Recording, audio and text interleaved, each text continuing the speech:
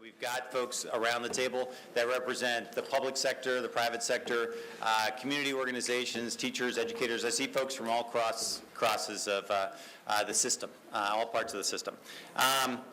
So as many of you know, the foundation, our foundation has a mission statement to help Delaware create a system of public schools that is among the best in the world by 2020.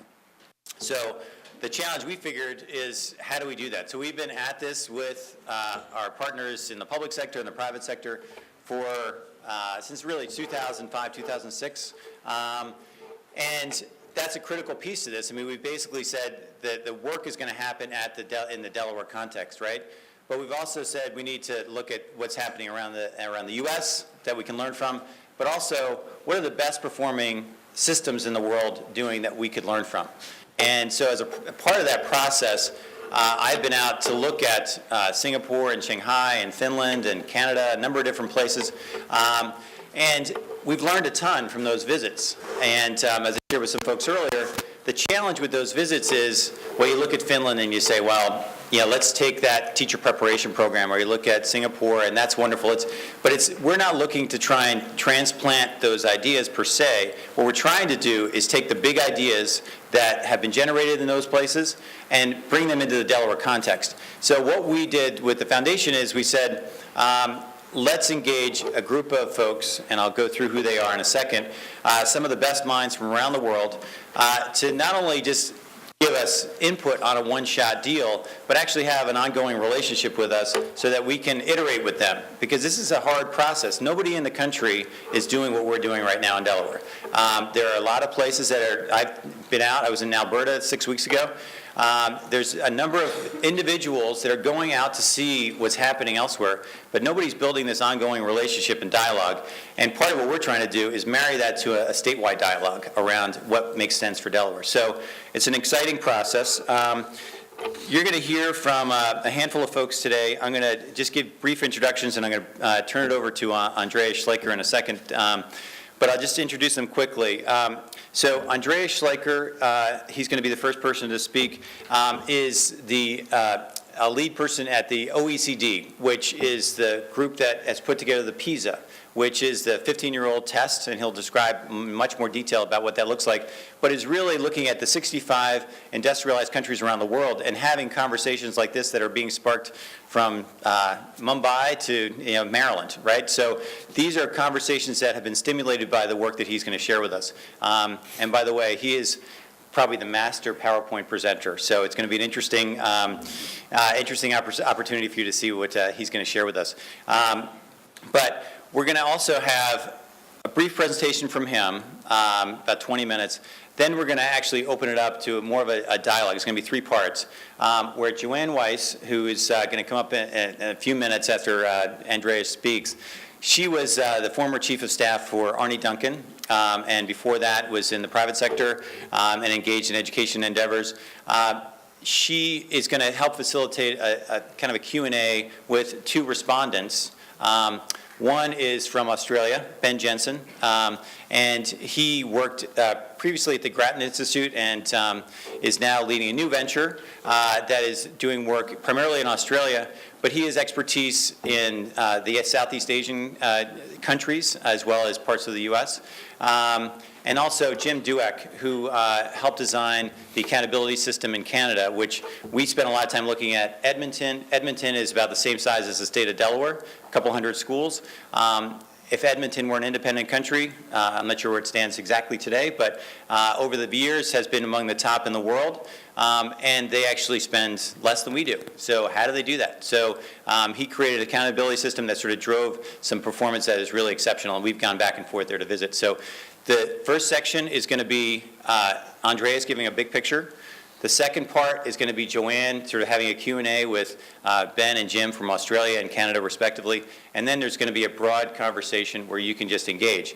And so part of the way we're thinking about that third part is that you have some index cards and pencils. And because we have a fair amount of people here, we thought, jot down your questions as you're going through, and we're going to have staff gather those, and we're going to be able to maybe synthesize questions that they're similar. We're just going to try and maximize the opportunity so that we can get as many questions answered as possible. So with that, I'm going to turn it over to Andreas and welcome him. Thank you.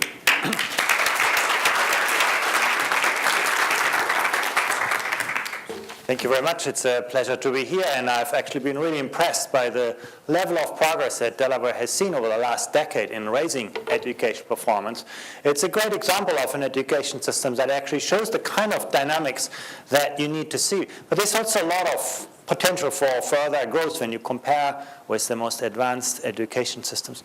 Before I talk about educational comparisons, I want to show you something else. One of the things that we did recently is not test children in school, but actually test adults in the workforce, kind of numeracy and literacy skills they have. And then we looked at how those skills actually predict success in life on many dimensions. And you can see, for example, this is the average in the industrialized world. If you're actually at the high end of the skill distribution, you're more twice as likely to be employed. You're more than 3 times as likely to earn a great wage. And these disparities have been growing year after year. The impact skills have on the life chances of people are growing. That's why it's so important to get it right. But it doesn't stop with money. You can see a relationship with health, with the propensity of people to volunteer. There's a sense of political efficacy. People at the high end of the skill distribution see themselves as actors in political processes. People at the low end see themselves as objects. And even trust. You think there's something to do with how you grow up, with the families, and so on. True, but actually we can predict a fair part from the skills of people. This is the average in the industrialized world. And in fact, when you look at the US, the bars look like that. There is no country in the world that is as good as the US in extracting value from the skills that people have, turning better skills into better jobs and better lives. And that shows you, if the US would get its education system right, the labor market is as good as nobody else's. It could actually become the most productive economy. That's why it's so important to get schooling right, and that's what I want to talk about now. PISA is our standard for actually measuring success. We have most of the industrialized world covered in that. Just very, very briefly what this is, we test about every 3 years about 500,000 students, and they take a test, and that's quite important, that tries to not only look at whether students have learned what they were taught, but really looks at whether they can extrapolate from what they know and use and apply their knowledge creatively. And we do that because the world economy no longer pays you for what you know. No? Google knows everything. Yeah, the world economy pays you for what you can do with what you know, and that makes such an important difference. No? That's very, very different from the past. And we then also collect data on context in from which students come, the parents, the principals, the whole system to understand actually what drives success in education. So the first thing I think everybody has basically seen, you can look at basically how well do countries perform on that kind of measure. You can line up countries on a scale. In green, I put the countries with very strong performance, based on the test scores students got, 15-year-olds in this case. Yellow is sort of so-so countries in the average range. And then red are the countries performing below the OECD average. And when you actually look from the top to the bottom, these are kids at age 15. About 6 years of schooling that separate those kids. There's enormous differences in the knowledge and skills that people have actually gained. When you look at the United States, it sort of comes out slightly below the average in mathematics, and I must say that's the most challenging part for US students. If you look at problem-solving skills, they will do better. They will be in the green area. But let's focus on mathematics. There's also a lot of variability. Unfortunately, Delaware aspires to be one of the best performing education systems in the world, but has not yet data that is actually internationally comparable. But some of the states do actually. Massachusetts, for example, is doing really well by global standards. Connecticut is doing so-so. That's where you probably guess to have Delaware as well. And Florida is doing quite poorly.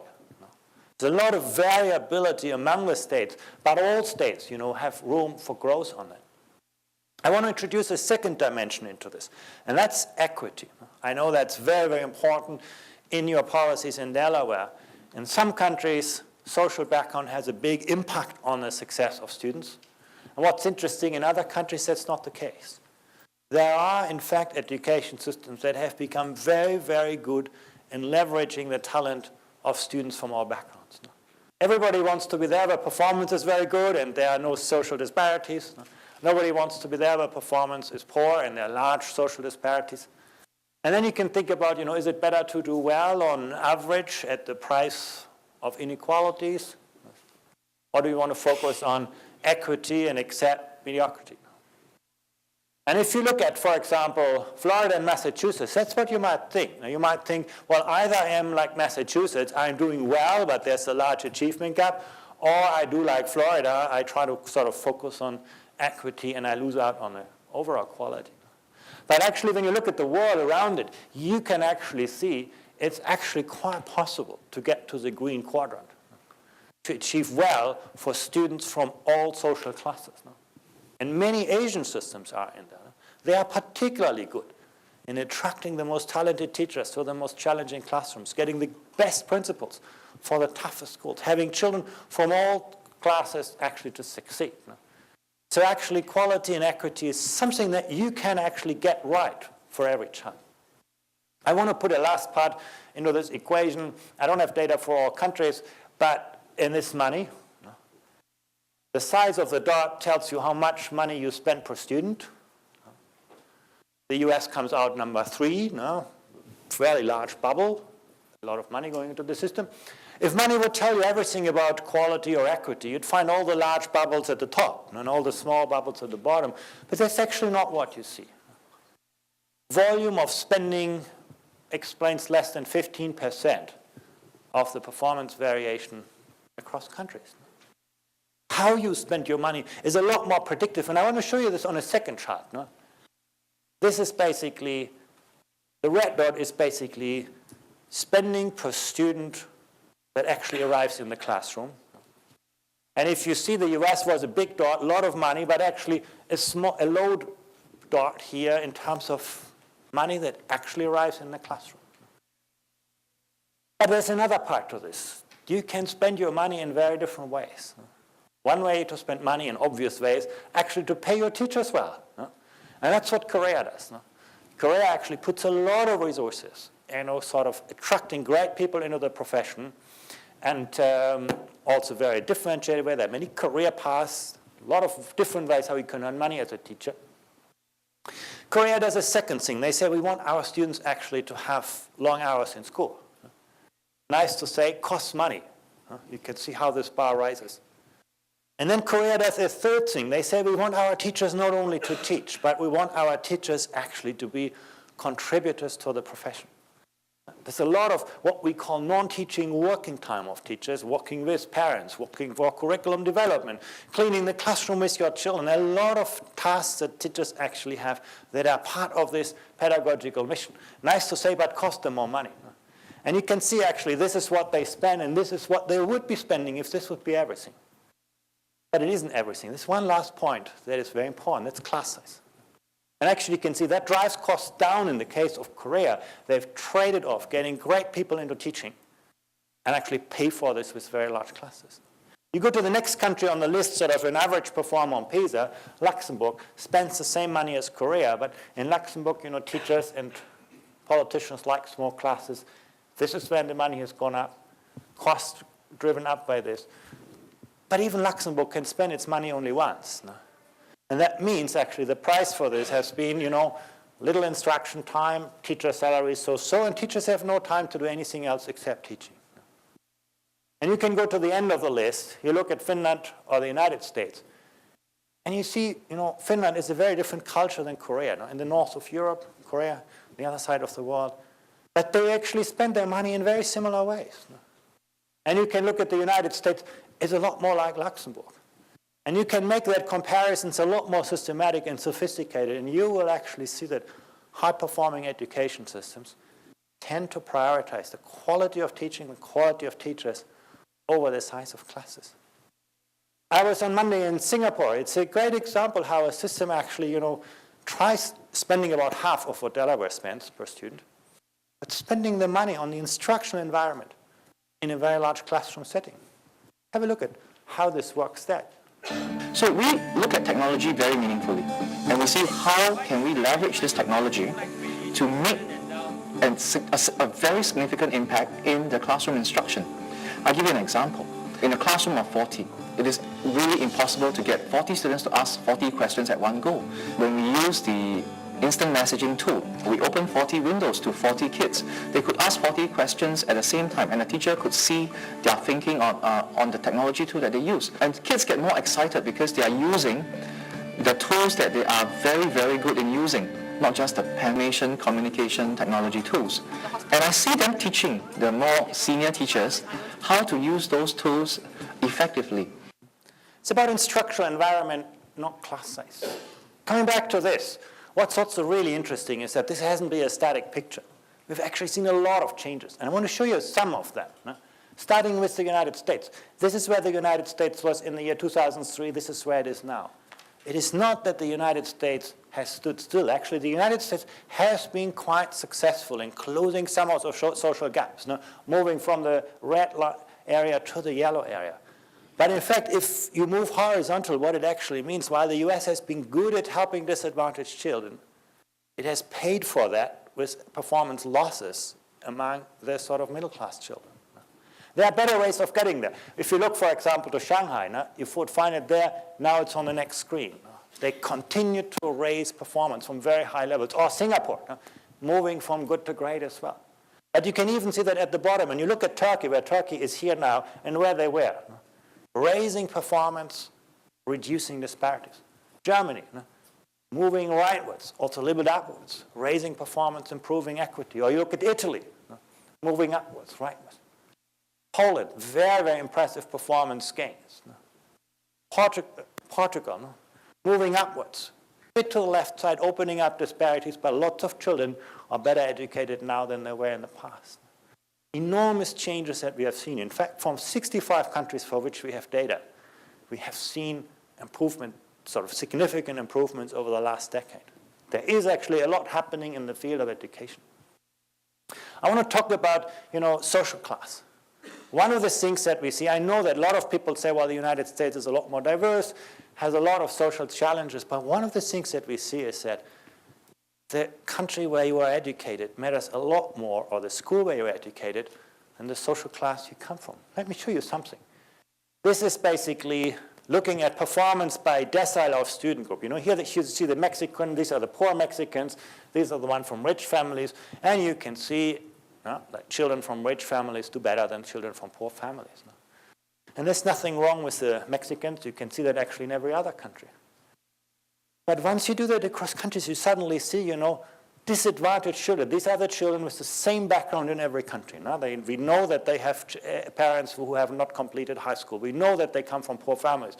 Poverty, exactly the same. And you can see how different their performance.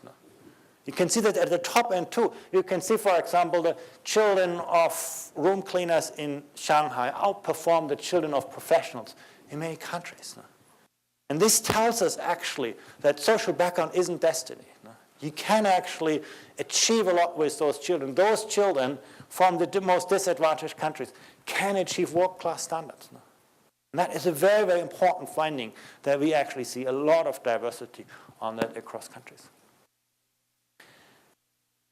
We also see that poor performance isn't just about poor kids in poor neighborhoods. It's actually happening in many classrooms.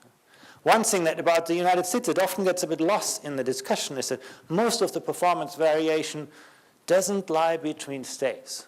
It doesn't lie even between schools. It lies within schools. There's a lot of underperformance in even high-performing or moderately performing schools.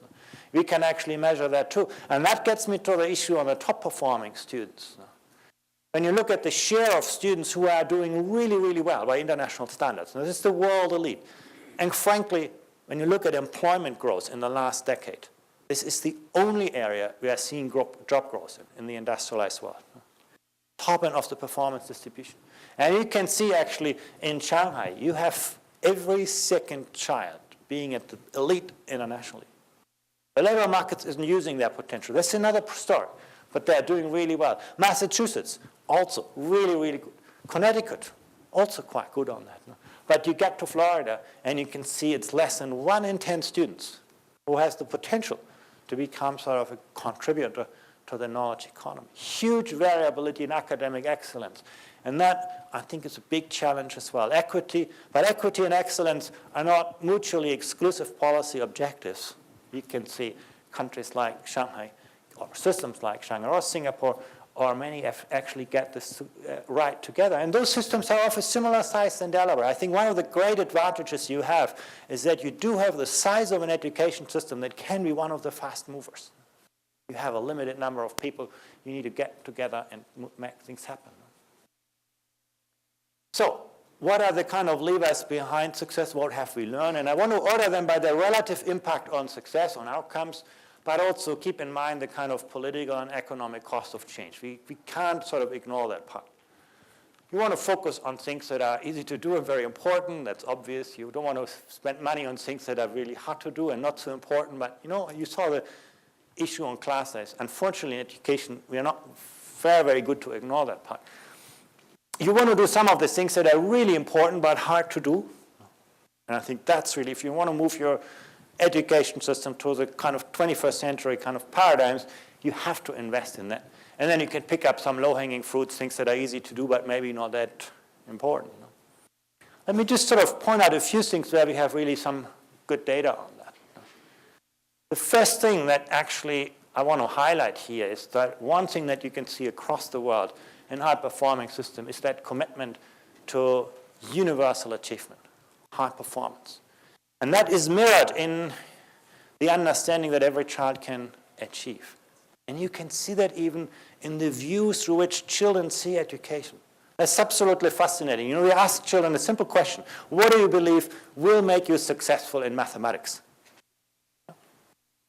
And then you can get many students in North America, but also in Europe, who tell you, well, success in mathematics is about talent. If I'm born as a genius, I'm going to study mathematics, and if not, I'm going to do something else. And if you ask the same question to students in Finland or students in East Asia, they consistently tell you, it's about effort and hard work. If I really try hard, I trust my teachers are going to help me, and I'm going to be successful.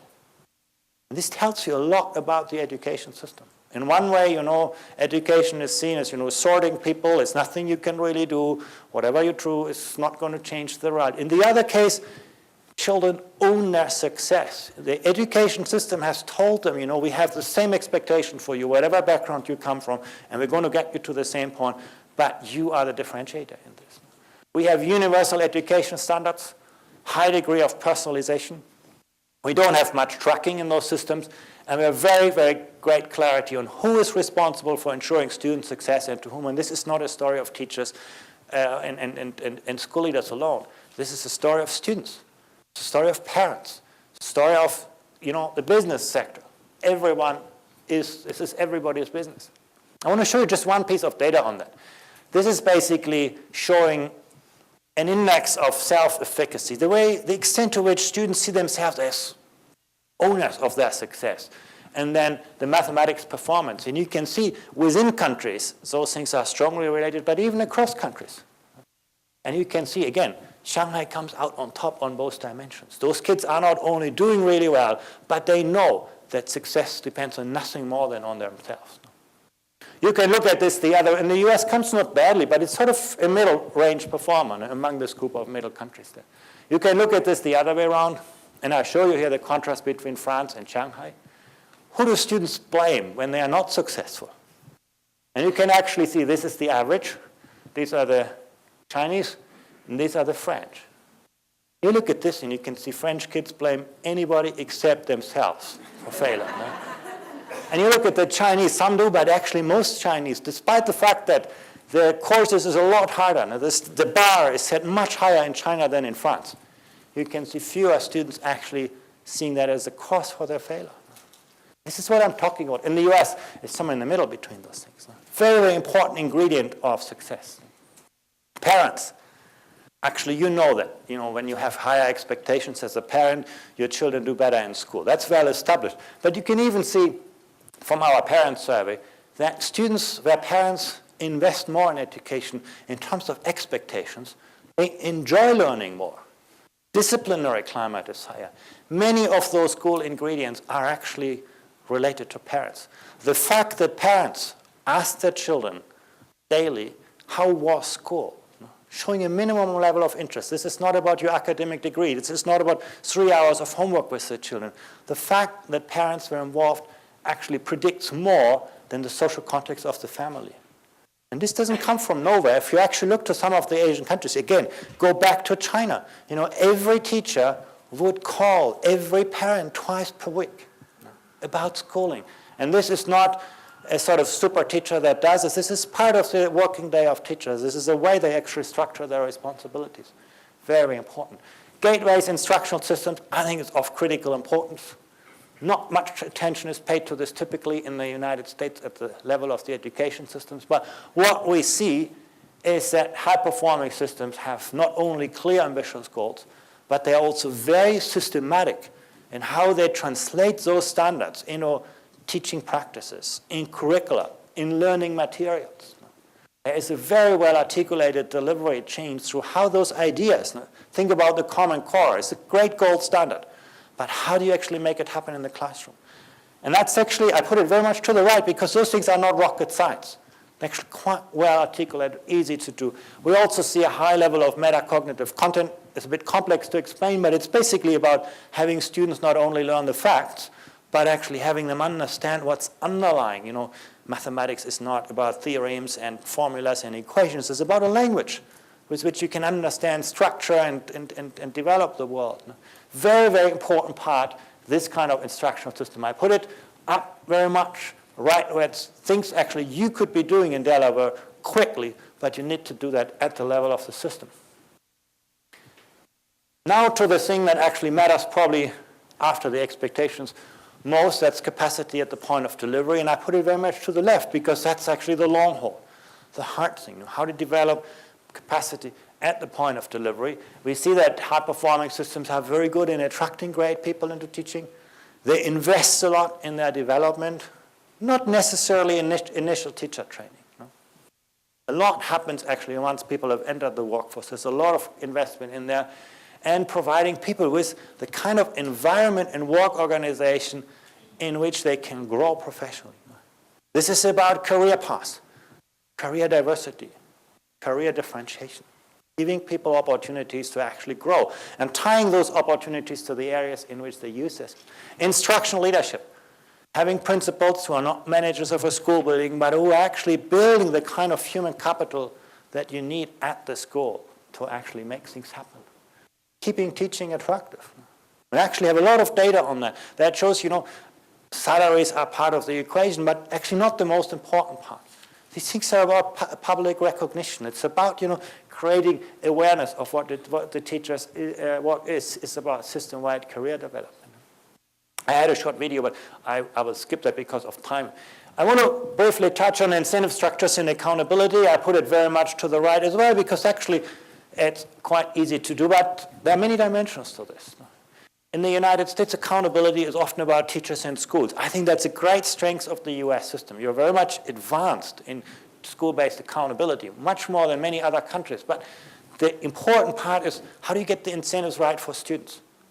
What I can tell you is that every high-performing education system at the top end has a high-stakes exit examination. Every student, every teacher, every principal, every parent knows what it matters, what is important in education, and invests the effort to get there. You have the Common Core standards, but you are very, very clear what it means at the level of individual students. The stakes are primarily at the level of the students. And there's also a lot of incentives for actually students to take on tough courses.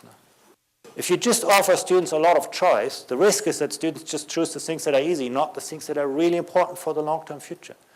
And the dilemma is, if you think about science and engineering, you don't become an engineer at age 40. There's a long delivery chain. If you've lost the mathematics in the early years of schooling, you're never going to make it back. So what you have in those systems is those kind of incentive structures that get people to what are the things that matters for them. For teachers, the hard part of accountability is not how you control the system, but how you stimulate innovation, improvement. How do you encourage teachers not only to improve their own performance, but also the performance of their colleagues? Very many interesting examples in the best performing education systems. How you balance vertical accountability and lateral accountability. Moving information upwards, but also sharing best practice. Spreading innovation throughout the system. It's very easy in an education system to get good practice into a classroom. You just tell people what to do. Very, very hard to get good practice out of the system, out of the classroom, into the education system. Right? We have some really, really good examples. And one of the lessons that we have actually learned, the more responsibility you have at the front line, in the school, at the local districts, the stronger the education system needs to be around us. This is not in contradiction to local control. In fact, local control and this kind of collaborative culture, they're actually even conditioning their success. And that brings me, I have sort of just a couple of data points on this. On the vertical axis, you see performance of the system, and on the horizontal axis, you see the degree of control that schools have over their own affairs. And this is probably the most surprising picture for you. You imagine the United States to be the model of local control. No?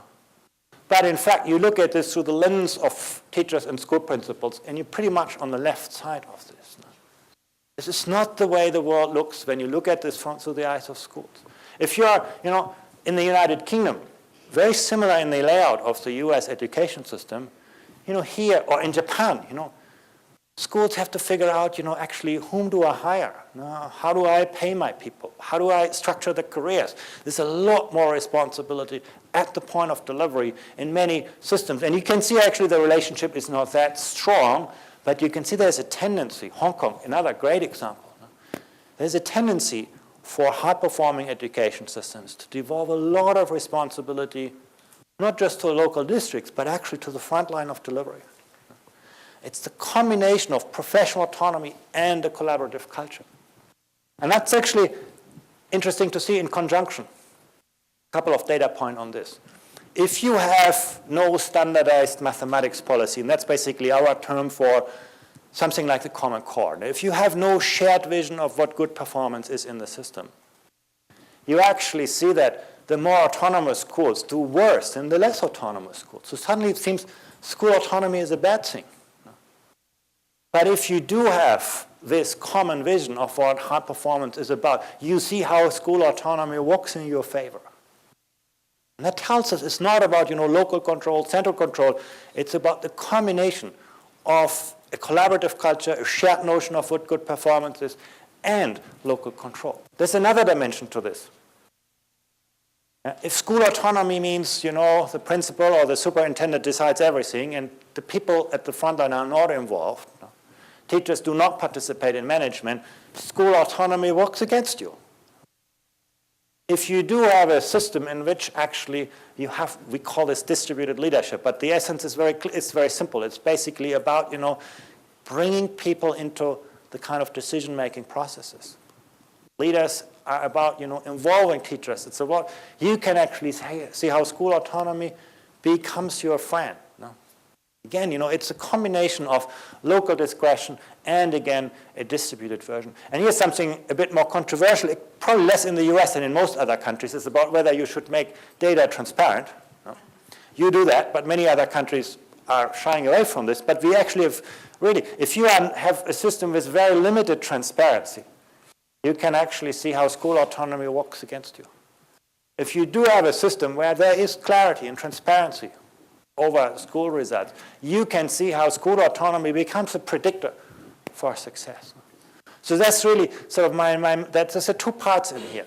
One is it's a combination of autonomy and a collaborative culture with transparency, with distributed leadership, and with a shared understanding of what good performance is, which you get through the Common Core.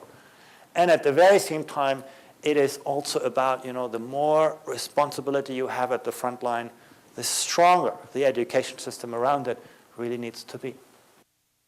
And I just want to sort of show you one element of this. This is not about testing. When I talk about accountability, testing is an important element of this, but there are many, many more elements. Here are some dimensions of quality assurance for which we have measures. Now, there are many more that we can't really quantify. This is the average, and this is Singapore. So what you see in Singapore, every school implements, there is not only a standard curriculum, every school actually tries to make that happen. If you look at the United States, actually, you have a state or local curriculum, but often many schools tell us, well, we don't do that for reasons which we don't know. But I think very important that it's about implementation. Also, schools generally talk to people outside their own sphere, involving experts on improvement. Every school mentors people who are coming into the profession. Every school feels that responsibility. They are newcomers. We've got to invest in them. Every school, or most schools, actually seek written feedback from the stakeholders. Now, some people say, Singapore is an autocratic system, it's very easy to run. Actually, no. They listen very, very carefully to every student, to every teacher, and they collect systematic data from those people. External evaluation, a matter of course, internal evaluation, happening in every school, data recording, and so on. So you can see really there's an integrated mechanism of quality assurance that actually helps the system to improve. I just wanted to highlight one aspect here, the kind of professional learning communities. I know that Delaware is working on that as well, but Singapore has actually taken that very, very far. Have a look at how this works in their schools. To do that, really we get teachers to work together, to collaborate, and to look at each other's practice in the classroom. I think that is essential and really very critical, because the good teaching practices should not reside within the four walls and be kept to one teacher. And I think there is a lot of sharing that we can have in this school. What you want to do right now is, think of the Socratic questions, what do I want to use to further define, clarify? Now, I will go on the internet, I will find any sort of evidence that will help support this statement or refute this. Professional learning community in schools was started basically to ensure that teachers had a platform to develop their teaching practices.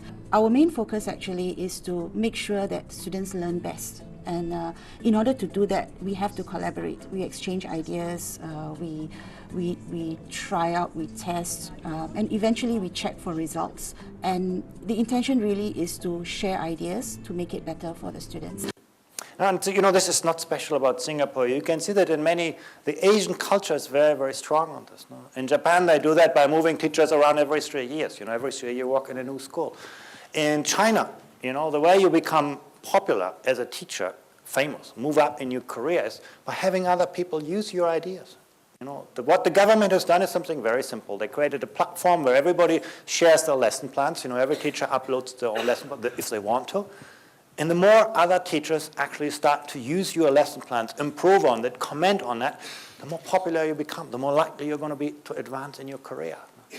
Again, it's like we know these things from eBay, from Amazon, it works everywhere, except not in the schools. But they're sort of very, very strong in building on the ideas of their own people. Very strong in their collaborative culture.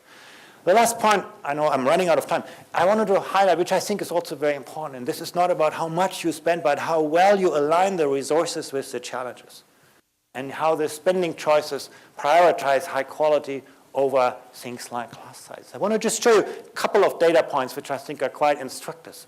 Here I show you not how much countries spend on the horizontal axis, but how equitably they spend. Now, if you're at the 0 line, you spend as much of your high-quality teachers. This is not volume. This is quality of teachers. If you're at the 0 line, you're neutral. If you're on the right side, you're actually attracting more qualified teachers into the more disadvantaged schools. If you're on the left side, in the US it's very much on the left side, there are most countries, you actually penalize disadvantaged children twice. They come from a disadvantaged background, and they may get more resources, but they do not have access to the better resources. And you can see there is a relationship. It is not only that more equitable investment yields more equitable outcomes. That's what you would expect. It is that more equitable investment yields better outcomes. Equitable investment, it's also an efficient way of spending money.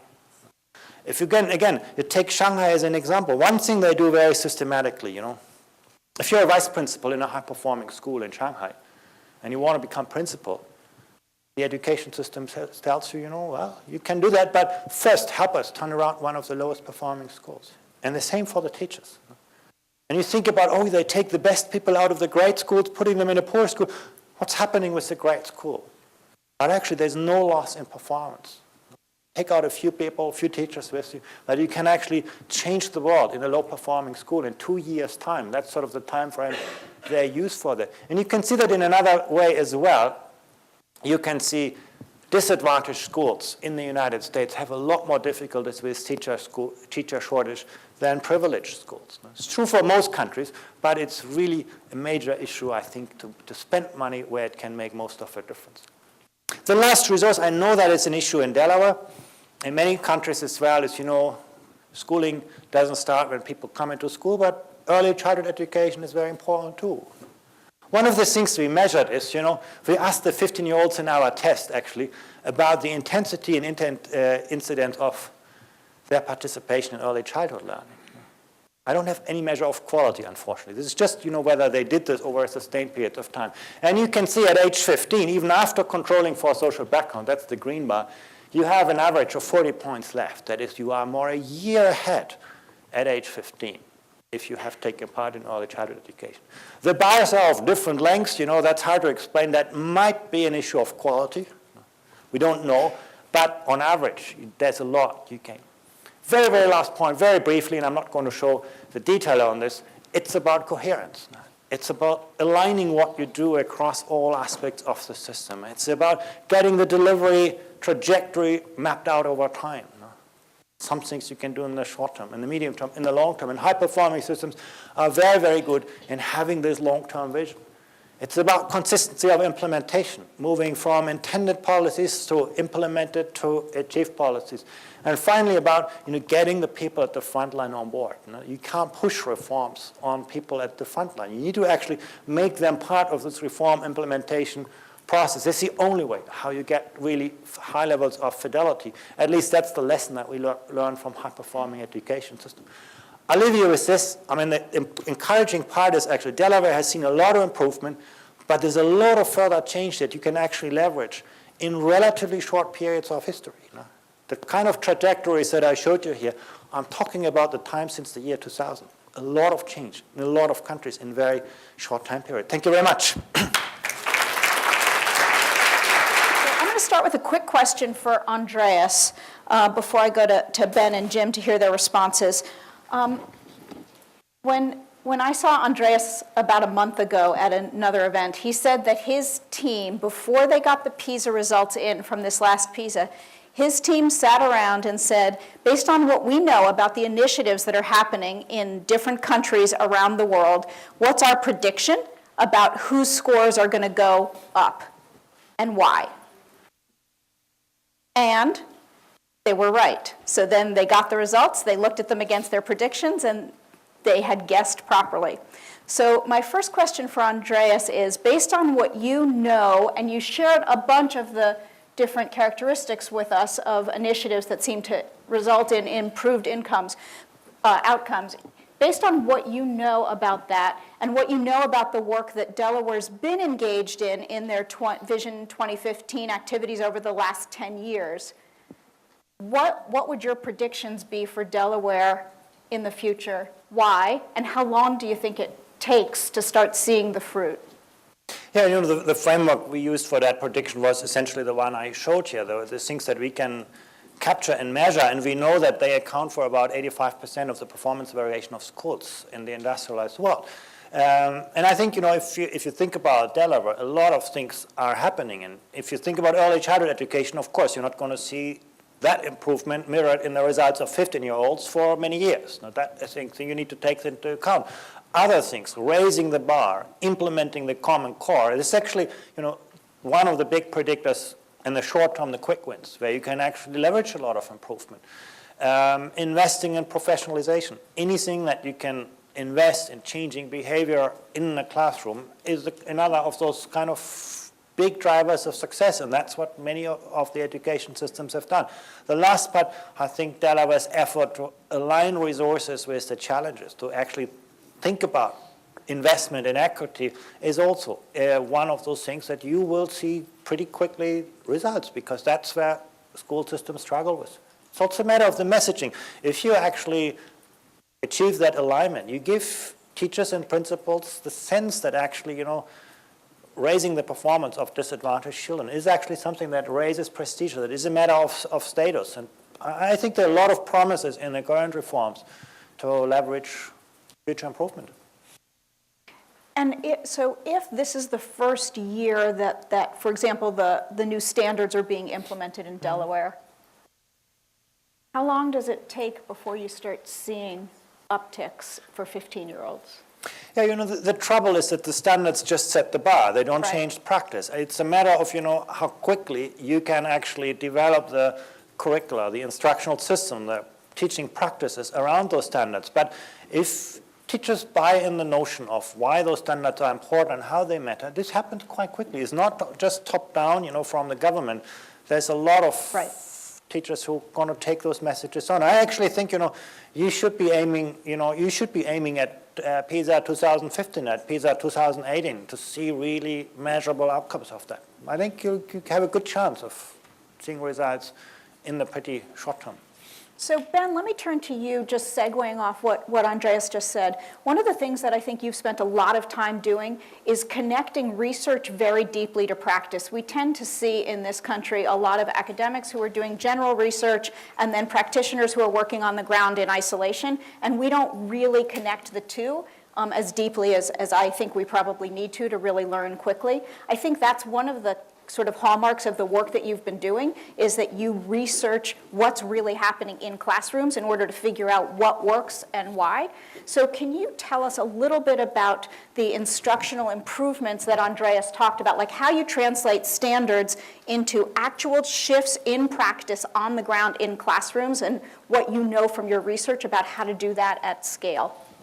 I think one of the issues there is that a lot of the discussions in education talk about in a dichotomous manner. We're either one or we're zero. So a lot of the discussion about, say, teacher development, teacher appraisal is discussed in terms of a standards. Are you at this standard? Are you at that standard? Or that classic debate of let's get rid of the underperforming teachers. So that's, again, all of those are 1-0s. You're either at the standard or you're not, or you have an evaluation and we'll get rid of you or you won't. And that creates a real misperception about what improvement and progress is. It creates a perception that attainment or improvement is static, rather than continual and gradual all over time. And so when you talk about standards, and be they standards for teaching, be they curricular standards, be they things like the Common Core, what that does really in high-performing systems is put everyone on a common path towards a common goal, which says we want to get to this state in 10 years' time, say, we want teaching and learning in our schools to look like this.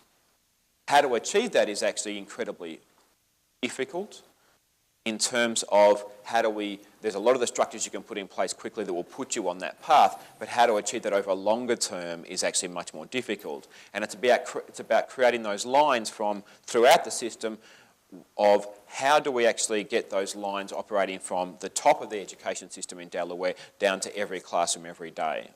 And that means you're changing people's practices, what they do every day of the year in classrooms.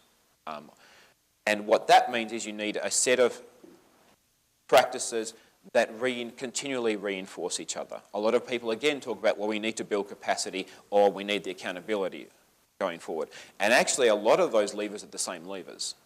So one of the biggest ways you can do is, as Andreas showed in that presentation, we saw the collaboration taking place in Singapore, where teachers are working together, observing a classroom and saying, how can we get better? So teachers working collaboratively and saying, okay, where is each student at in their learning? Let's look at our practice and evaluate our practice and its impact on that kid's learning. What do we change? How do we change it? Okay, let's try this. Therefore, we evaluate what the impact of that change practice is. And what the OECD terms that is active collaboration, and that has a huge impact on students' learning. But that requires a shift, and often it's in the social organisation of schools, of how people operate on a daily basis. And getting that change in how people collaborate and work together, or the investment in teachers, actually requires a shift to think about, okay, what sort of development programs do we have in place? And those aspects are key. They are often talked about as though they are, for lack of a better word, a bit fluffy. But those things where you have mentoring systems, where you have active collaboration, where you have teachers working together, team teaching, are all vehicles to get teachers working together in a way that is collaborative in analysing students' learning. Collaboration is not the end goal. Most collaboration that exists between teachers is a waste of time.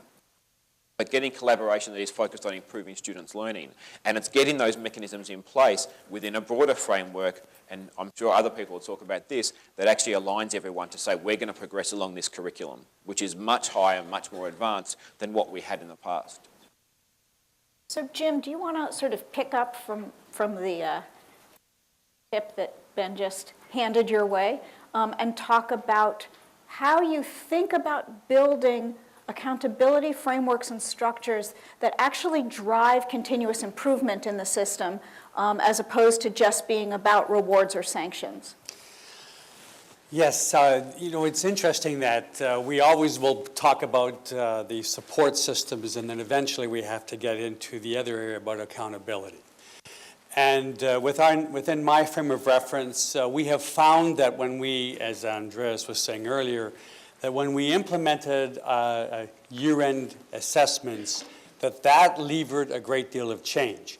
And what we then started to do was, well, we need to align our accountability. We need to remember that students are being held accountable for their learning. Teachers are being held accountable for their teaching and therefore the students' learning. We need to make sure that the entire system is being held accountable based on all of those things that are happening in the classroom.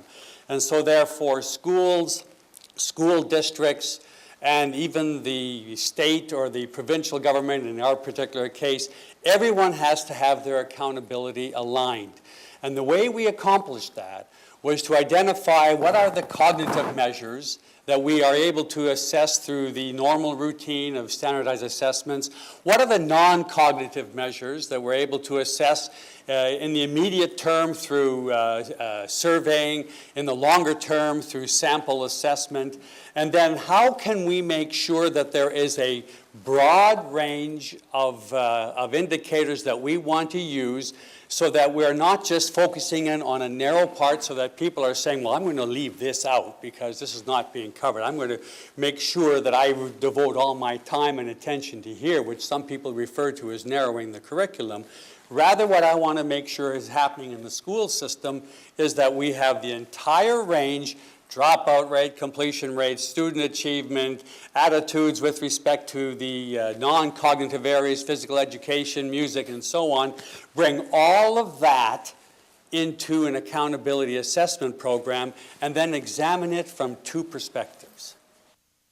One perspective is related to achievement. How is our particular environment doing relative to standards that we have established? Sometimes you have to take the snapshot and say, today is the standard. And we will work down the road 10 years from now, and we'll say, well, which way have we been going? Have we been improving? Have we declined overall? As a system, we'll adjust the standards. The other method of looking at this is that we want to then measure what is the improvement. And that introduces the notion of competition. We want to make sure that we're competing against our previous performance and using that as the benchmark, using such things as rolling averages to compare to the past, and making sure that we're improving. My experience in this kind of a model has revealed the following. After having been in that kind of a construct for 7 years, this system experienced in this last year 12 areas where it was either improving or improving significantly. That was levering the achievement, the standards. After the 7 years, 14 of 16 measures had now moved into high-performing or improved performance from where they were. It was happening that improvement was bringing about a change, and pretty soon there's going to have to be a debate. Are our standards that we have identified 7 years ago too low? And we now need to raise those standards. And you can build the capacity and the systems and the instructional models to help you get there, and that both of those in concert with one another are the sort of secret sauce here that you need to get right. And that there's a bunch of foundational building blocks that are in place between Common Core, some new assessment measures, some pieces of teacher effectiveness models. Like, we've got a bunch of pieces in place, and now we need to make sure they're aligned and structured around continuous improvement, and that we've got a strong system that's helping to support and build the capacity of the system to do this every day in classrooms. Yeah, Andreas. Yeah, just one, I think these points are so important around accountability system, but one aspect I think that is really crucial is that you need to tell people the truth. One of the things, when you look at the PISA data, for example, that strikes you really is that many 15-year-olds think they are doing fine in mathematics, even if their PISA results are so-so or not good, really. And why is this? And then you look at standards, and you can actually see that many students actually get great marks. We collect the data too, even if the results are not good. And that the standards that are being set are set so low that the messaging, everything is fine. And I think really having an accountability system that, and I think the Common Core standard is a golden opportunity for Delaware and every state, really, to get that metric right, to ensure that students get a really good understanding of how well they do in a world that really demands high levels of skills. So he just made a comment about transparency and how important it is that we're transparent. What we found is that our transparency then also required simplicity, because the huge amount of information that is barraging the people who are not intimately familiar with a school system, it just sort of washes by them because it's a mountain of data and so on. And so what we found working was that students get report cards. Parents can eyeball those report cards quite quickly, depending on what kind of symbolisms you use within the report cards, letter grades, percentages, and so on. And quite quickly, you're able to sort of say, hey, my kid's doing okay, I better get some help, whatever it is. We devised a one-page of all of that information and used transparency, because you know what happened? The public doesn't know whether or not what they're seeing is good or not good. They need to have some help. They need to have an external type of evaluation that then occurs, and they can say, my system, my school is healthy, or it's not healthy. And what we simply did was devised a color coding which had the blue, green, yellow, orange, and red. And immediately on all those measures, a parent or anyone for that matter, immediately I could tell in 5 seconds the health of the school, the health of the district, and unfortunately the health of the government. So I'm going to start asking questions. If any of you have got questions, do keep passing them in. The first one is asking about a question that I think we have a lot in the U.S. Around what our results mean relative to other countries in the world. So the first one is about what the data show relative to income diversity within a school, and what this means for the pros and cons of segregating students by income. And let me just sort of add one more question to it that's related, which is, does large class size work as well with a diverse population as with a homogeneous population? Let me get Andreas first, and then we'll let others pile on. I think the first part is sort of a difficult challenge. We can see that social context makes a difference. But what is so interesting to see when you look at this around countries, and you remember the chart I showed you on this, that actually the most disadvantaged children in one country can outperform the most privileged children in another country, which actually tells us there's a lot school systems can do to leverage the talent of disadvantage, by attracting great teachers into those classrooms, by getting great principals into those schools. There's a lot we can do. I mean, mathematics, you look at these high-performing countries, you can see how every child does well in mathematics. It's not a matter of talent, not a matter of social background, but you can actually produce success on a predictable basis.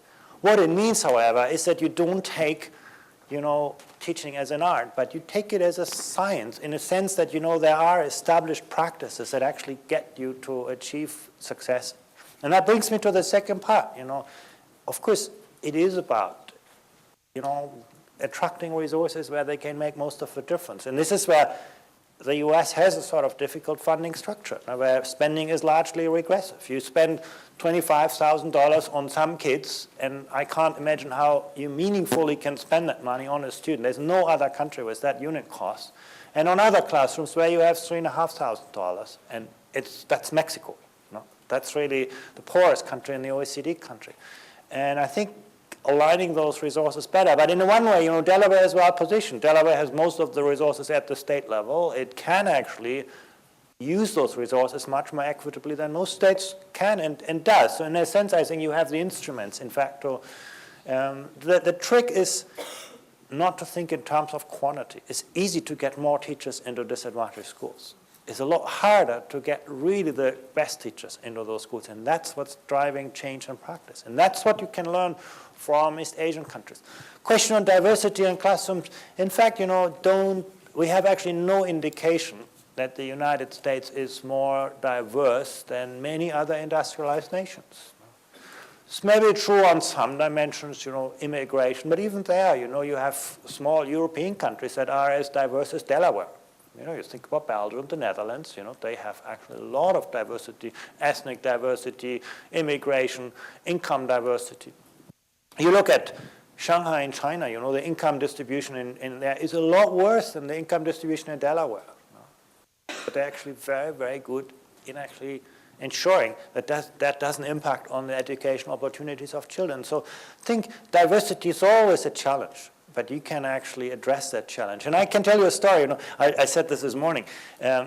In Japan, what happened in Japan, they also reduced class sizes over the last years, very much like in the US, but basically out of desperation. They have fewer kids and they don't know what to do with the teachers, so the classes become smaller.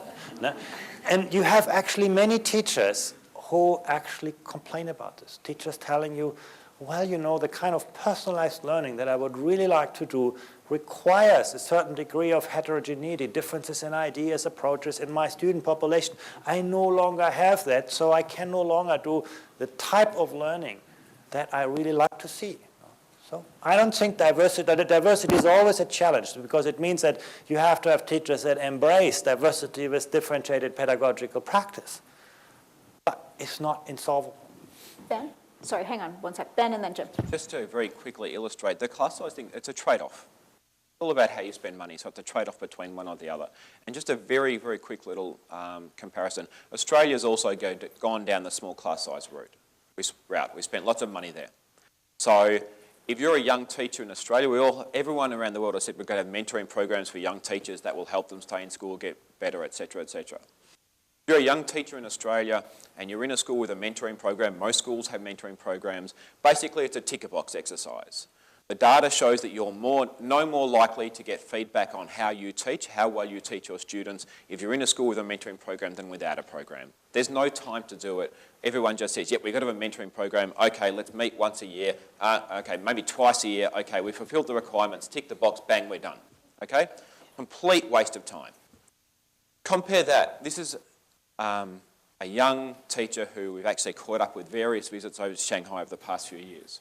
Okay, so she's entered it's a good school. She goes to Gersey High School in the middle of Shanghai. High-performing school. Now, Shanghai is not one of, no matter what people say, don't believe that, only the top of the top go into teaching or whatever. No, she was a good student, good university student, went into teaching. Okay? Her classroom is observed twice a week by her mentor. She gets immediate feedback on how she should teach her students. The teacher walks up to her at the end of the class and says, actually, those two students over there really didn't follow what you were saying. At our weekly meeting, let's talk about that, and you can tell me and we can discuss ideas about how your teaching for those two students is going to improve. But those two students over there, they got it in 2 seconds and they were bored for the rest of the class. Okay, so let's talk about what we're going to do with them as well. She also observes her mentor's classroom at least 2 to 3 times a week to get an idea of what fantastic teaching is. Okay? And her mentor, at the end of the year, when her work is evaluated by the school principal and she goes up for promotion, part of that evaluation process is how well her mentee, her young teacher is doing. Have the students in her classroom improved? Okay? So that collaboration is built into the system. And you do not progress up the career ladder in Shanghai unless the teachers you've mentored are improving as well. Okay? There's just an example of what happens with the trade-offs for those two teachers, and then just think about, okay, which class would you like your kid to be in? Socioeconomic status, SES, is a factor in learning. I did a study on 2 very large cities and had their test results ranked from 0 to 10, 10 being high. Students from homes with less than $60,000 scored at 4.1 in both cities. Students from homes with more than $110,000 scored at 8.1 in one and 8.0 in the other. This leads people to believe that student learning is related to the cost of the student's home. However, what people do not understand in all of that issue is that when we take a look at what students learn while they're in school, low socioeconomic students learn at the same rate as do high socioeconomic students. What ends up happening is that during the summertime, low socioeconomic students start to fall off the proverbial bus. They are not able to participate in camp experiences, go traveling off to Europe, go to the library where someone is helping them, and all those kinds of motivational factors that the high socioeconomic children can experience. The lesson in all of that is this. The long summer breaks that we give to students create forgetting rates. It's one thing to have a good learning rate. It's a problem to have a high forgetting rate. And in my opinion, a 10, 12, whatever it is, period off from school greatly disadvantages a particular segment of our population and is unfair.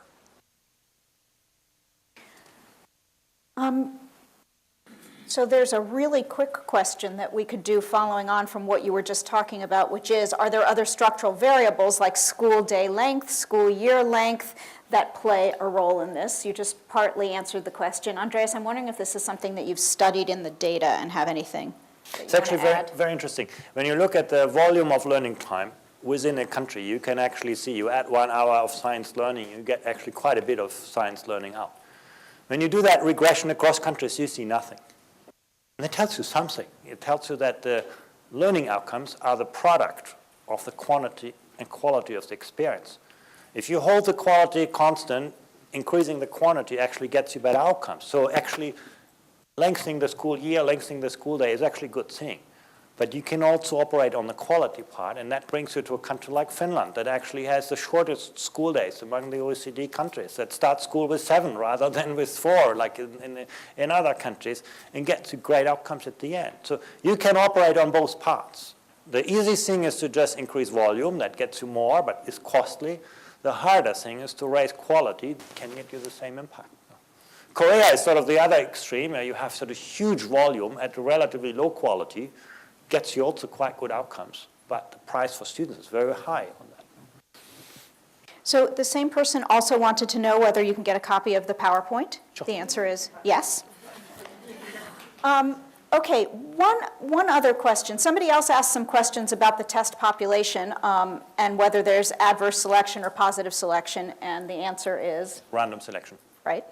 But the person also asked another question, which is, they've seen similar data on U.S. innovation, management systems, and creativity where the U.S. is very strong. How do you ensure that this doesn't get squeezed out by any of these education shifts? I think you need to be really, really careful on that. We have data on problem-solving skills, creative problem-solving skills, where the U.S. is doing better than in math, but it's still not doing as well as the highest-performing education systems in Asia. You know, you shouldn't think that the absence of mathematics skills implies the presence of all these wonderful social skills and creative. No, I'm really serious about it. Right, yeah. I think that is very, very important. There is no trade-off. The reason why the U.S. is strong on innovation is actually not the skill base, but it's because the U.S. economy is very, very good. You saw that in the very first chart that I showed you, of getting people to the place where they use their skills most productively. I have 2 extremes on the data set, Japan and the United States. Japan has the best talent pool, highest skilled population, but it's poorest in extracting value from this because, the labor market is very segmented, hierarchical, women don't have access to many jobs, and so on. The US has a very patchy talent pool, but is very, very good in converting better skills into better jobs and better lives. That's where the innovation comes from. You can see that. You go to Silicon Valley, and who was working there? A lot of Chinese, I mean, don't think these are all people who are produced. I think it's the environment that leverage the talent. This is the great strength, but imagine how much more productive the United States could be if it actually addresses the supply chain issue in that. But if you ask yourself, the Japanese or the Chinese problem is a lot easier to fix than the American one. If they actually figure out how to create the kind of flexible labor market, work organization, they would see huge productivity gains because they have an endless talent pool. In the United States, if you don't really address the issues of schooling and education, you're going to face a very, very hard time in a global economy. The other thing that I would just urge people to do, if you haven't, is take a look at the actual assessment items that are starting to come out now. The PISA items are not testing raw knowledge of facts. The PISA items are giving you problems and scenarios that you need to apply facts within and solve problems. The new problem-solving assessment is even more like that. And the new tests that are coming out from Smarter Balanced, which I think are the new Delaware assessments, similarly expect students to apply and do things with their knowledge. So we're not talking about the old-fashioned bubble tests anymore on many of these things, which I think will also help make sure that the curriculum isn't just narrowed down to the point where we're teaching the facts that you could look up on Google. Which brings us, though, to a good question that someone asked. How do we get teachers to buy into why standards are important and how to implement them? In other words, how do we make sure that this isn't just the next shiny thing, which we're very good at doing in education. We're very good at fads in education, and we're very bad at actually deep implementation and scale and replication of things that matter. How do we make sure that we get the right level of understanding, support, and expertise at the teacher level so that this doesn't fall prey to the fad effect in the US? I will look. Obviously, teachers have to have the kind of support, professional development to understand the standards. However, there is something that also will provide them with impetus, and that is through the assessment program that then is accompanying that. So therefore, as people understand what it is that's being measured, they will ensure that they're also looking after the teaching of that to make certain that their students are going to be successful. But what I have found is this, that when teachers go the next step and get involved in the actual marking of the assessments, they come back and tell me repeatedly, this was the most outstanding professional development experience I have ever had, bar none, because I have now learned that maybe my standards in the assessment weren't quite the same as everybody else's in the room. I was too easy, I was too hard. Now all of a sudden I have an understanding as to what are the standards across the entire region that we're focusing on, in this case, the nation. So I find that professional development drives people into being committed to the standards.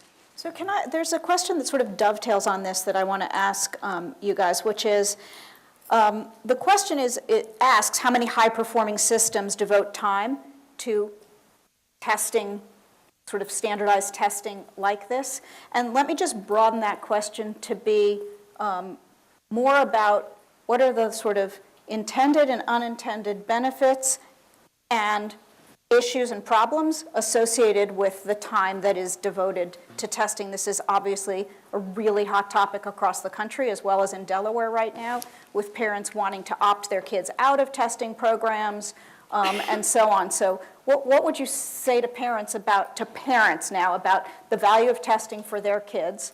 And what would you say to teachers about why this helps them or not?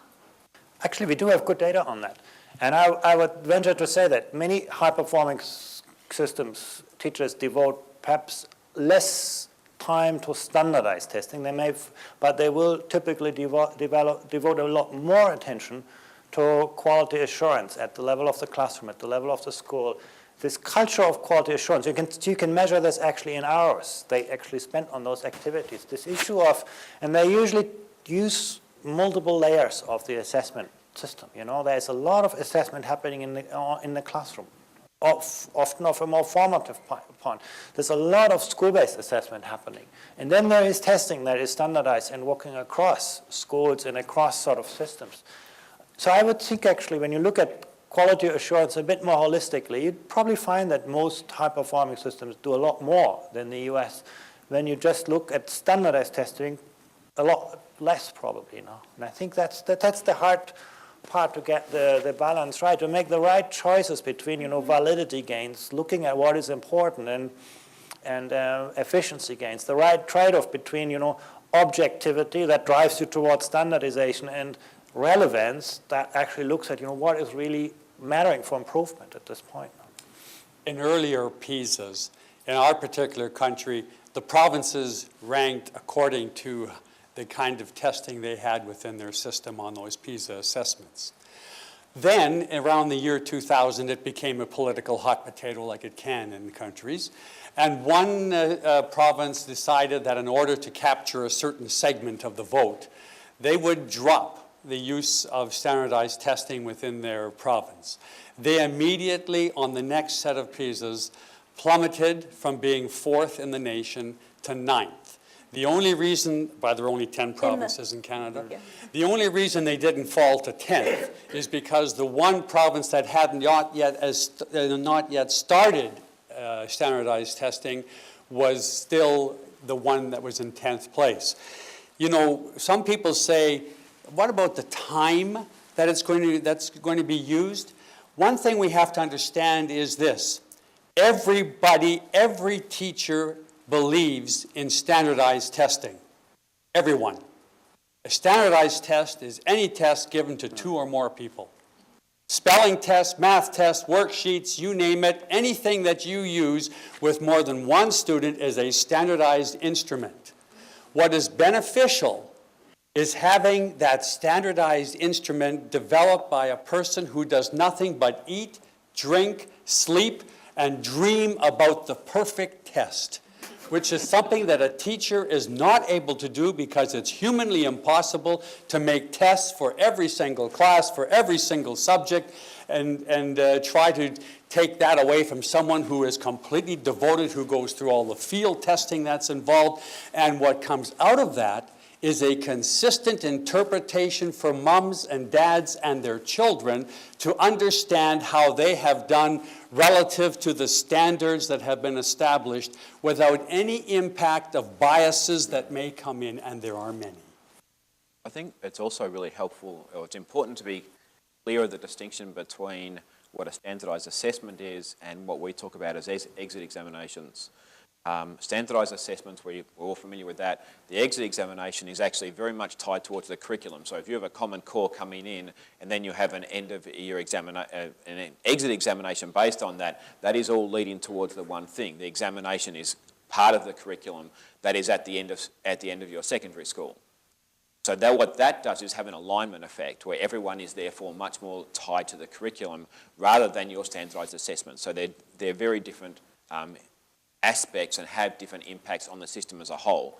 The exit examinations really make sure everyone's on the same course, as well as having, I guess, similar to standardized assessments in the objective of raising standards. And it's also important to think that actually accountability is much, much, much bigger than standardized assessments. And if we talked about some of those things, and Andreas put up several examples of how schools operate in various manners with the collaboration going on, the appraisal and feedback systems operating, and the distinction between vertical and horizontal, or lateral, I think you called it, accountability. I would argue that lateral accountability actually has a much greater impact than vertical accountability that is often associated with test scores, but I don't think you can have one without the other. Yeah. One more comment. I mean, we often look at sort of testing as taking away time from learning, and that's probably the case when that testing sort of goes somewhat to the state level and then 3 months later comes back to the school. But there's a lot of integration today possible In fact, the new digital technologies allow you actually to integrate the process of learning and evaluation. You can see as a student immediately, oh, I got this wrong. Here's how I can improve. As a teacher, you can immediately see, what your students are doing. You saw that example from Singapore. I think we can actually build on the synergies of testing and learning in the future a lot more than we could in the old times of paper tests. So I have a question here that says, in Delaware, local control often means school board control. What or who do you mean when you talk about local control and empowerment? And can you take these pieces apart a little bit and just talk about how they interact and what works and what doesn't in your experience? Yeah, in fact, the school board situation is quite unique in the US. We typically look at sort of school control as, the executive power that is in the school, the principals, basically possibilities, and the involvement of the teachers in this. We don't. So in your slides, that's what it meant. That's what it is. Basically, the more relative discretion rests at the executive level at the school, that's actually the predictor for performance. In fact, I should tell you this, we have also measured other layers of the system. And I can tell you actually, control at the district level, control at what some countries have provincial levels, actually predicts nothing in outcome. The two things that really are predictive is, on the one hand, how much discretion there is at the front line of delivery, and at the very same time, how much how strong your system is around it. Those are the things that actually yield measurable outcomes. On the issue of school boards, we can't really see much coming out of the data on that. And there are some countries that are actually even more than the US. You go to New Zealand, it's the school board that appoints the principal and the teachers and everything. So school boards in some countries have even more power than in the United States, but it's not something that you can actually see helping performance, at least not in the way we measure performance. Jim? Accountability is something that you cannot delegate. You can delegate responsibility to act or authority to act on behalf of the people who are ultimately accountable. The funder is the person or the group that is really going to be ultimately accountable. Some places that's a shared element. In some cases it's strictly a state or provincial government responsibility. In other cases, boards have funding or collect taxation, and so therefore it's a shared responsibility. So therefore, there's going to have to be negotiation, in my view, as to who is responsible for what element. But I would reiterate that when it comes down to a matter of accountability, there are people, as you work up that food chain, who would bear the ultimate responsibility, ultimate accountability. Okay, so let's turn for our last set of questions to questions around teachers. And I have questions from a few different points of view, some of which are easier to answer than others. The first one is that in the US, presently being a teacher is not highly regarded or respected profession. What lessons are there from other places about how you change this? Andreas, do you want to maybe? Yeah, I think in part examples. it's reflected in relative pay levels. Teacher pay in the United States compared with that of professionals isn't particularly good. I think that's true for Delaware as well. But a lot more actually, and we have good data on this, we survey teachers regularly, a lot more, what matters a lot more to teachers and the status of the profession is actually the work organization. If you have a highly sort of industrial work organization of teachers, you get that kind of mentality that everybody thinks, oh, I could do that job as well. They're just reading out a textbook. If you have a truly professional work organization where there's a lot of peer collaboration, a lot of transparency in the system, a lot of career flexibility, you actually raise the status of the profession very significantly. And you get to a point, Finland leads the world on that. They get, despite actually also they're not very, very good on pay, but they get 9 applicants for every post. It's the occupation with the second highest prestige in the country. And it's not, some people say, well, teachers don't have a high status. You have to think about what is cause and effect.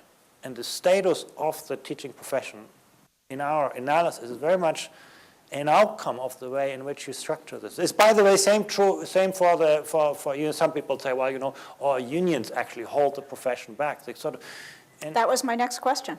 Yeah, and there I would also say, and in one way, you can say that every education system gets the union it deserves, in the way that actually the nature of the union and the nature of the relationship between government and unions often reflects the work organization of an education system. If you have a professional work organization, you get a union that actually fights for professional interests.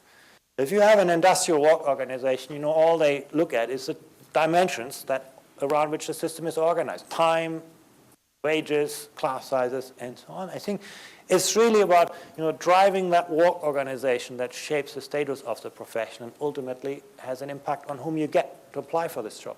How do you get respect? You earn it. There is nothing that warms the cockles of the heart of politicians greater than seeing improved results in all of the things that are being done. Once you start to show improved results, then comes respect. So what's the role of the student and empowering students in this question of changing the culture? So empowering teachers is one part of the question that was asked here, but also empowering students. I think that when, that's a very broad question. Well, yeah. But okay. What I'm going to focus on is this. What is now empowering the students within this country is what's coming out of the Race to the Top initiative, whereby we talk about personalized learning. Exactly. You see, it was for so long that we wanted to fit the students into the box and say that they had to progress with the other boxers. Now what we see happening through the personalized learning is that the school system has to make the adjustments to take the student where that student is at and then move them through. And the power is magnified because through the use of technology, we're able to provide parents with portholes that they can access on an ongoing basis that by what do you call a code word? Password protected, so that they're able to monitor on a regular basis the performance of their students. Now, all of a sudden, the student has been empowered. The parent is going to be empowered through that transparent access. I think I very much agree with this. It's really this move towards personalized learning, which we actually see evolve in many countries, not just in Delaware. What makes it hard to get there is actually that it fundamentally changes the nature of the relationship between teachers and students. Yes. And it's very, very hard for teachers to see that they no longer hold the monopoly on knowledge. They no longer hold the monopoly on instruction, because it's really the learner and the learning that is in the foreground. And that, again, requires huge investment in the profession to make that happen, to move to this kind of enabling environment. And it's actually, personalization, easy to say, really, really hard to get it right. I think on that there's much greater use now of student surveys, student feedback in school improvement, teacher development, and whether or not you call it teacher appraisal, teacher development, school improvement, school development, feedback from various interest groups. Those student surveys are being used more and more, and they're incredibly valuable feedback to school leaders, to teachers, as well as how to improve. We're actually seeing some schools in Australia where students are part of the recruitment process for new teachers. Yeah, and I think we're seeing a number of these things in the U.S. as well. The interesting thing, of course, is, you heard about teachers getting observed twice a week by their mentors, which is rare, to say the least, in this country. We're talking about, can you get observed twice a year? And so twice a week is what happens in some of the high-performing places, especially with novice teachers. But kids are observing teachers every day. It turns out that if you ask kids the right questions, not do you like the teacher, do they tell funny jokes, but if you ask the students the right questions, they have really high reliability rates because they've got 180 instances of seeing that teacher. And they give you really, really good feedback. And there's a lot of teachers who have moved to either end of the class feedback, like even just like, how'd it go today? Did you understand? Did you not understand? Are you following me or not? That use of student immediate feedback is very valuable to teachers. Just to give you an example for this, in fact, we do that in the PISA survey. And we ask students, 15-year-olds, even questions about, pedagogical practice. And we can actually, one of the things that these data show about the United States, I can't project it for Delaware, but when you look at mathematics teaching, Students, 15-year-olds in the United States would tell you, well, we do a lot of mathematical problems, but actually the level of focus on conceptual understanding is quite limited. And we asked this by showing them specific task types. And that's exactly what you see in the PISA outcomes, that students are really good in getting the first layer of the problem right, but they actually often do not get to the level of depth that you need to actually then use and apply that knowledge in a new situation. So students actually have very good observance of instructional practice. If you ask them the right question, you get actually almost to an observation situation. Let me just maybe close with one story, because I think this question of personalization is a really important one going forward, but I think we also have a misconception in our heads often that personalization is a kid sitting in front of a computer or 30 kids sitting in front of 30 computers doing their own thing at their own pace in their own way. And let me just give you a story from Alberta, Canada, where Jim is from a classroom that I visited in January. They have a new set of initiatives that they're doing across the province that are based on student-centered reforms and driving student-centered classrooms. And so it's like, what does that mean? What does that look like? So we walked into this school, and the kindergarten teacher who said, I love being at the front of the classroom. Like, that's why I got into teaching, because it's fun. Like, I'm the star of my own show in this room every single day. And so she said, one of the units that we have to do in kindergarten is community. So I got all my community materials, I Xeroxed them, I handed them out, and one of the little kids in my classroom, and this is a classroom with Aboriginal and migrant children largely, so this is not sort of a high SES classroom we're talking about. One of the kids in the classroom said, instead, can we just like walk around the community? Don't you have an iPhone? Let's take pictures of our community. And the teacher thought, well, if I'm supposed to be student-centered and what the child is proposing actually like meets the instructional objectives that I'm supposed to be covering, I guess the answer is supposed to be yes, so get your coats on, kids. So she actually like gave up control without exactly knowing how it was going to go, but knowing very deeply what objectives she had to cover. And she had to cover objectives around different roles in the community, police, fire, sanitation, etc. So she knew where she needed to walk the kids. They had iPhones that they used. They took pictures. They came back. They drew maps. The classroom was filled with artifacts from this unit of instruction, which was about a 2-week-long unit. The kids had totally designed it themselves. They were completely engaged and thrilled with it because they owned it. They had covered all of the objectives, and they had done it in a completely different way than the teacher had prepared. And by giving up control, which she said was really hard to do, but now she gets it, she understands much more deeply what it means to really do student-centered instruction. So it's a big shift in practice, but I do think that it's going to be a direction that's really important for us to think about how we get there and how we let kids really engage as part of their instructional process and own their learning. So on that note, let me just thank everybody for coming and close, and thank you all for being here.